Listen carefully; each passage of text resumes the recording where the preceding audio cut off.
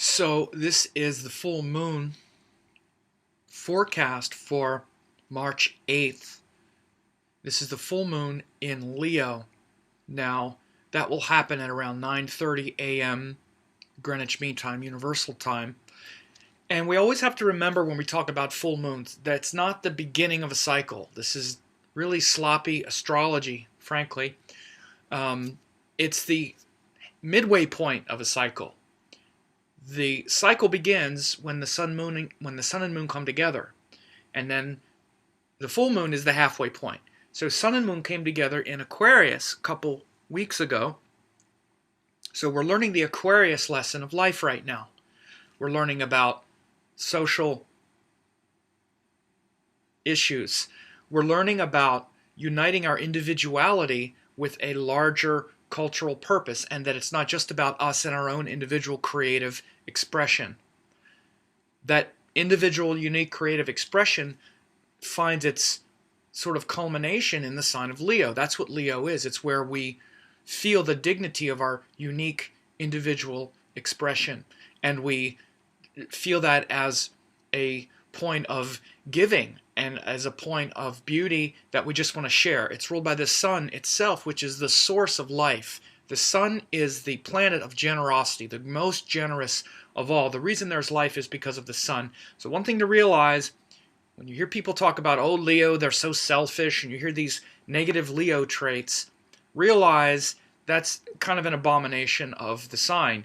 Leo, which is where we have the full moon now, is actually the sign of generosity more than any other sign. Just like the sun. How generous is the sun? How selfless is the sun?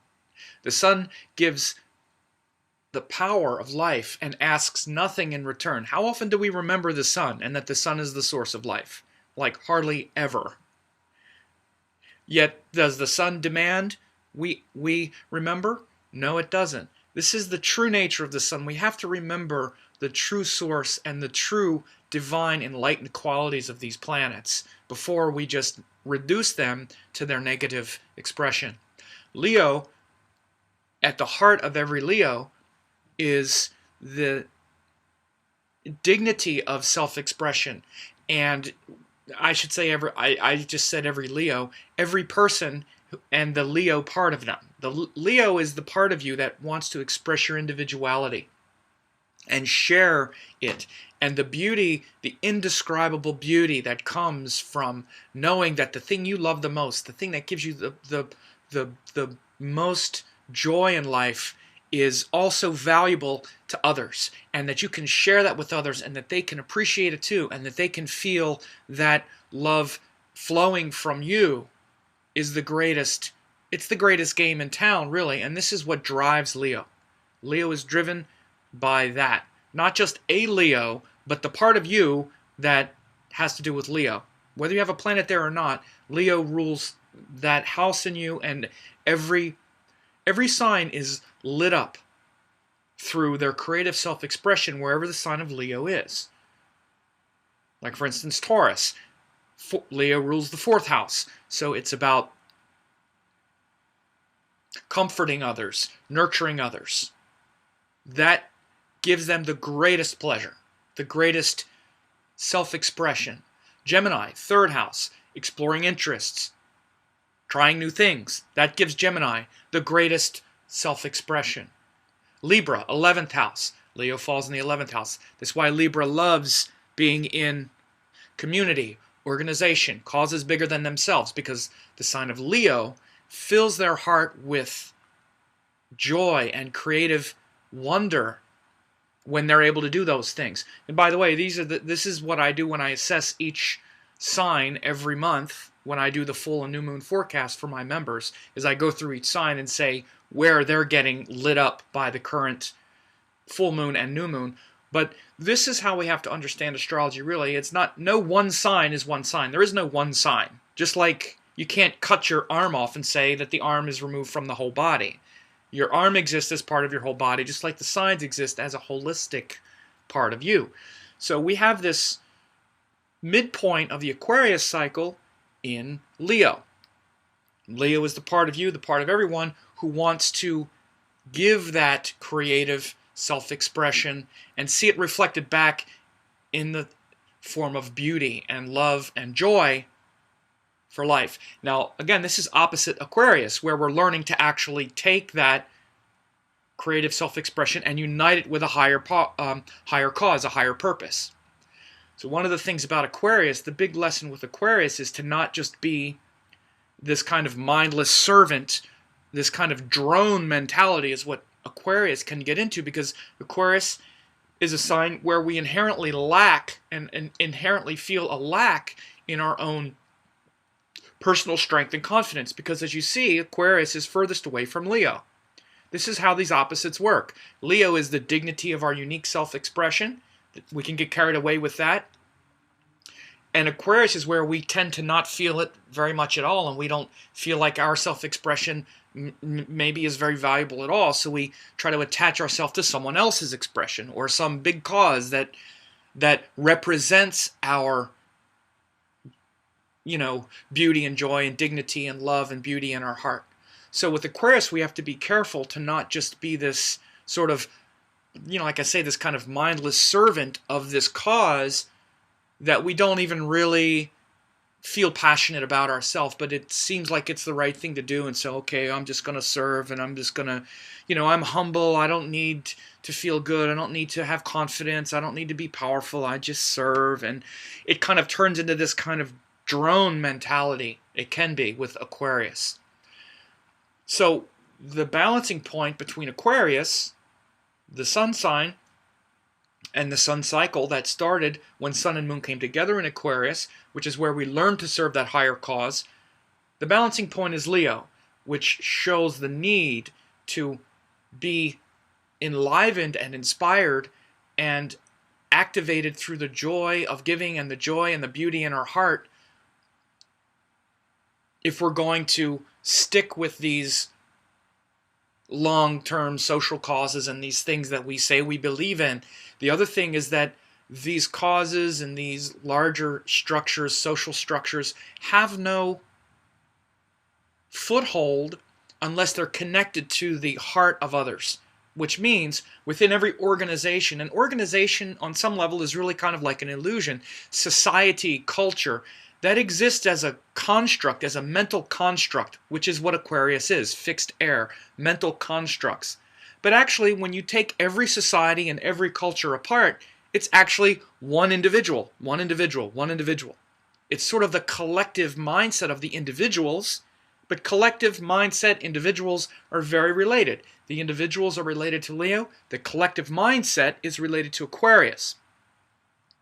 So, the reason the soul does this, beyond just our life on earth and our life as an individual, is so that we can make peace with the nature of the world. So we can make peace with our incarnation as a universal being.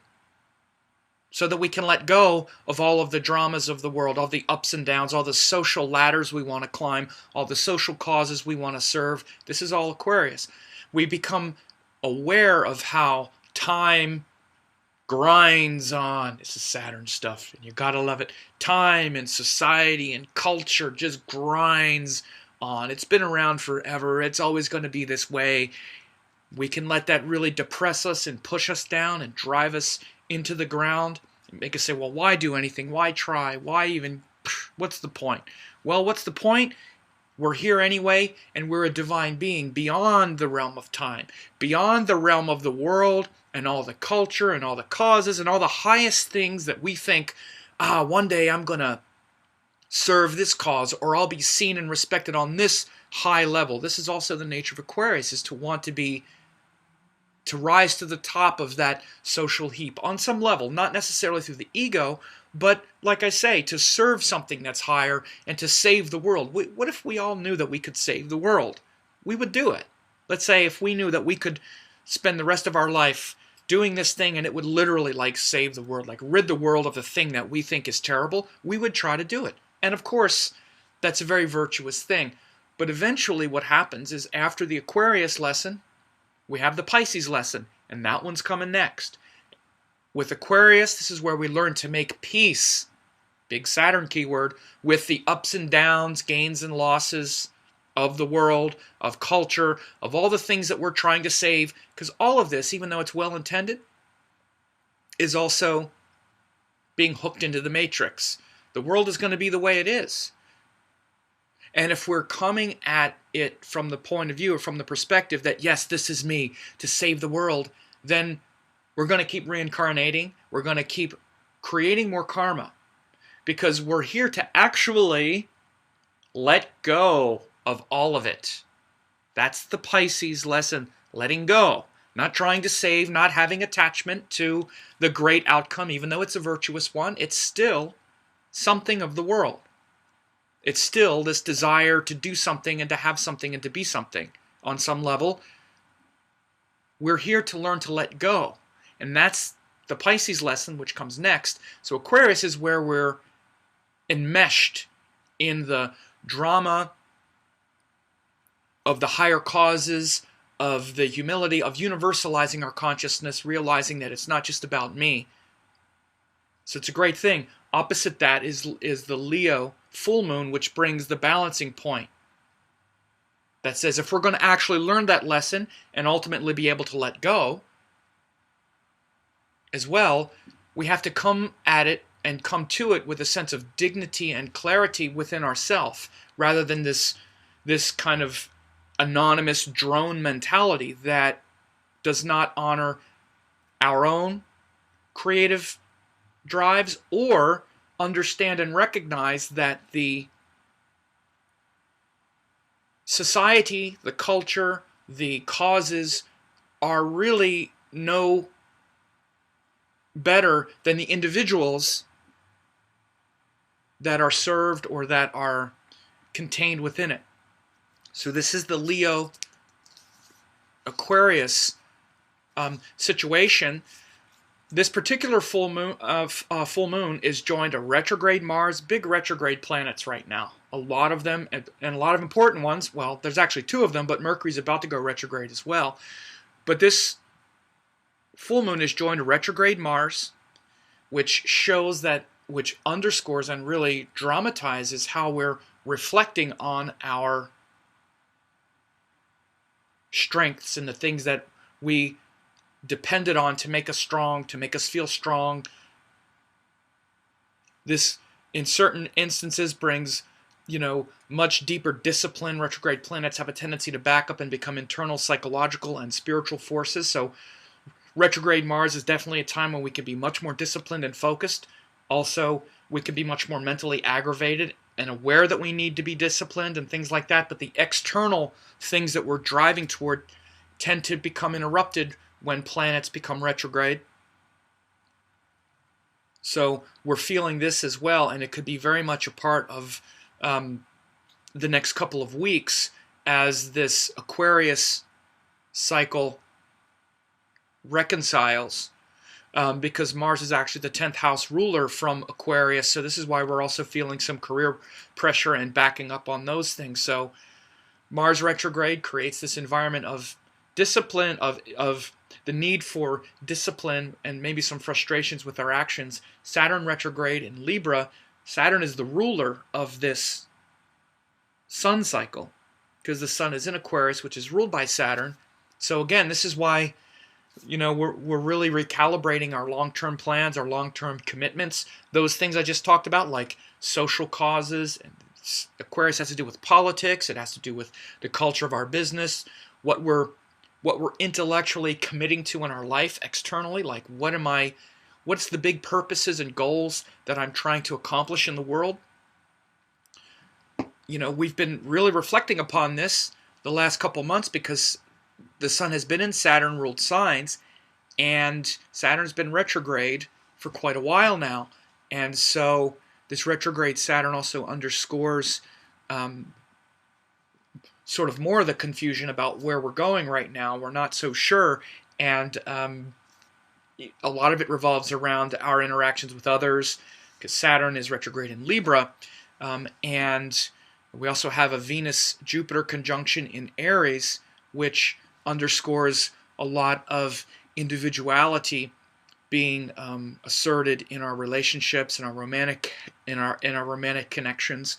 So Venus-Jupiter in Aries Also brings a lot of potential for great gains in your relationships, especially if they have a component of spirituality, and if you share a sense of purpose and meaning with your partner right now. Venus, Jupiter, and Aries can be very good, allowing you to really clarify and move forward courageously in your romantic relationship and actually really process some issues that might be harder to process otherwise, but really clarifying those things. But it can also bring some real dissent in your romantic interactions and also the things that you hope can make you happy, which is Venus, measured against your long-term meaning and purpose, which is Jupiter. So this is a backdrop of a lot of what's happening with this full moon. And then Mercury's also debilitated now in Pisces, which shows that we're not necessarily articulating our thoughts and feelings as well as we might want to. We might be taking some things personally and not, responding with as much flexibility and as much neutrality and discrimination as we would like. So realize others are going through these things as well. So this is sort of what's underscoring a lot of the energy right now. The last thing to say is that this full moon is in Purva Falguni Nakshatra, which is ruled by Venus, and it's the part of Leo that is, you might say, often it's, you might say like indulgent. It can be the indulgent, lazy part of Leo. It's ruled by Venus. It's the kind of, the king who is sitting on the throne and he's like, yep, I'm the king. I think I'll just lay around and eat some grapes and score some concubines or whatever lazy kings tend to do. But it's also the part of the king that can be affectionate and generous and gregarious and passionate about life. Leo has this quality of just being that sort of big, fuzzy pussycat type of energy as well that is very generous and very passionate. So this is a big part of the feeling, you might say, as for the next 2 weeks as the Aquarius cycle culminates. There could be a lot of passion, romance going on. But also a tendency toward laziness and indulgence, and especially since we also have this Jupiter aspect. Jupiter's aspecting from Aries, which really sheds his grace and confers blessings toward higher understanding and greater good, and unfolding around integrating these lessons, these Aquarius Leo lessons, between what to commit to on a higher level, on a social level, and how we need to remember that our social causes and our larger concerns about the world mean nothing if they're coming from a place where we're not following our heart. Leo literally is about following your heart. There's so much stress and fear and negativity about the world because of the way the world is now, political structures, political systems. It's the death of us all if we can't retain the joy of living in our heart and still keep coming from that place of beauty and connection. And that's what Leo is. This is the Leo-Aquarius axis. When we come from that place of joy and love and beauty, then we naturally just share it with the world. That's what we want to do. Leo sharing with Aquarius. Similarly, when we feel that calling to greatness, we're naturally going to honor each individual, which is Aquarius flowing to Leo. When we feel that call to this cause that's so much bigger and it's authentic and it comes from a place of beauty and joy and love in our heart, then we're naturally also going to honor each individual, listen to what's said, and keep being personally creative in the midst of a larger universal transpersonal expression. They seem to be different, but they're not. And only when we get that right, only when we can do that, can we let go, which is the Pisces lesson. And Pisces is a sign of liberation. For instance, it's the sign of things like literally monks and people who've become liberated, becoming emancipated, like the great gurus. This is why what happens is once someone becomes liberated, let's say becomes enlightened, steps off the wheel of karma. Aquarius represents that final wheel of karma. It's like the world in the tarot. I don't know if that's actually what it is, but that's the relationship that I would have with it. Aquarius is the world and the cycle of time, the wheel of time that keeps turning. That's Aquarius. The eons of history, and that's going to keep going, and the structures we put in place, human structures, cultural, math, sciences, arts, enduring ideas that sustain culture, politics, all of that is Aquarius. Fixed air, Saturn, time immemorial, moving. After that, we have Pisces, where we let go of it all. And once we let go of it all, we have two choices. When the Buddha became enlightened, it was said the earth celebrated and danced because he chose to stay here.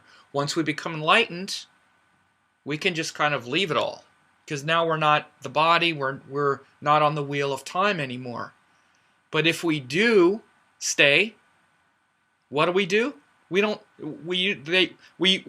hang out in the Pisces realm. What do? We come back into the Aquarius realm.